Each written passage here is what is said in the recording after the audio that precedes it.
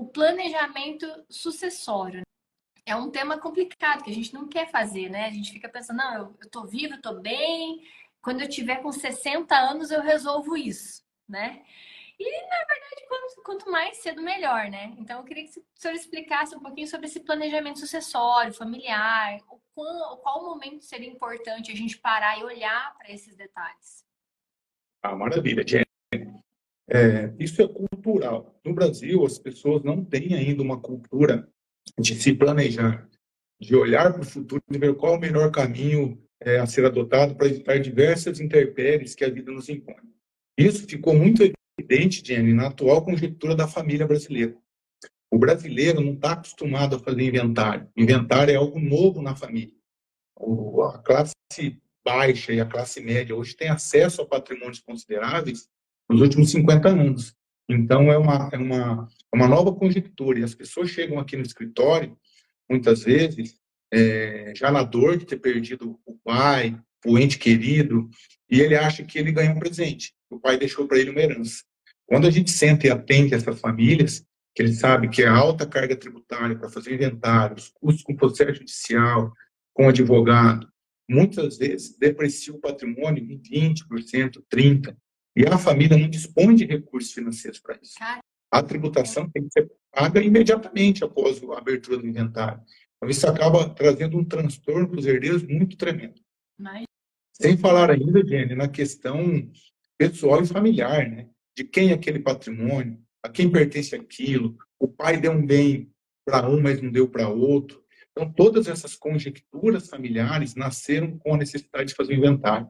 E com o advento hoje do Instagram, onde nós estamos aqui, que podemos levar informações às pessoas, existem saídas, e várias saídas, que é o planejamento. Tanto o planejamento patrimonial familiar, quanto o planejamento sucessório.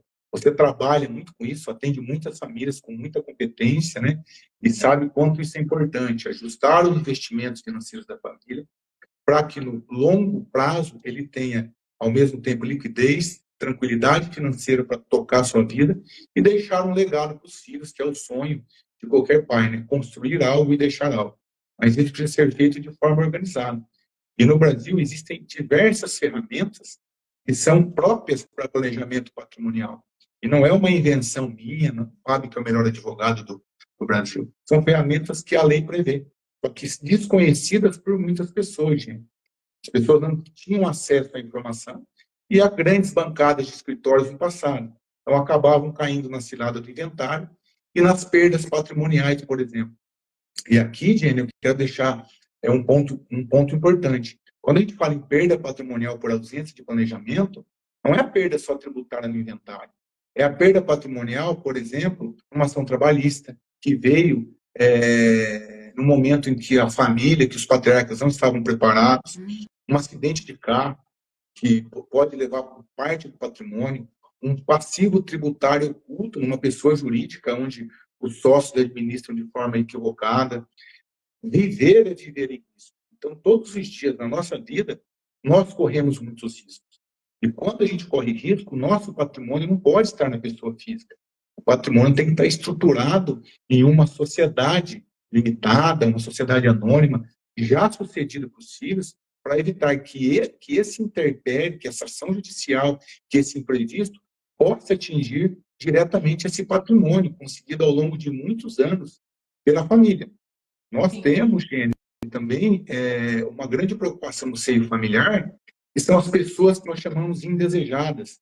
Muitas vezes, os pais sabem que aquele patrimônio que será herdado pelos filhos pode ser alcançado por uma nora, por um genro, que não tem tanta aptidão para o negócio, que tem um vício em jogos, ou qualquer tipo de vício, e o medo dos patriarcas é que esse patrimônio, chegando a essa pessoa indesejada, esse patrimônio seja diluído com o tempo. Nós temos estruturas familiares comuns aqui no Brasil e no mundo todo, onde um filho trabalha com um pai, por exemplo, e outro filho não. Outro filho não está dentro do negócio, outro filho é surfista, outro filho é boêmio. E a grande preocupação dos pais é, quando esse pai falecer, o que será desse filho? Esse filho terá acesso à totalidade da herança? Vai dilapidar esse patrimônio com o tempo? Será que ele vai organizar tudo isso? Então, aí que nascem essas ferramentas de direito societário, que a gente aplica numa estrutura familiar, o que nós chamamos de planejamento patrimonial. E ao longo disso, e ao mesmo tempo, você ganha a ausência do inventário. O inventário no Brasil hoje é algo muito custoso para a família, em razão da tributação e dos custos. Sim. Mas ainda pode piorar. Para você ter uma ideia, hoje no Brasil, o ITCMD máximo é 8% alíquota do imposto da morte. Nos Estados Unidos, essa alíquota chega a 40%. Na Alemanha, 50%. Na França, 60%.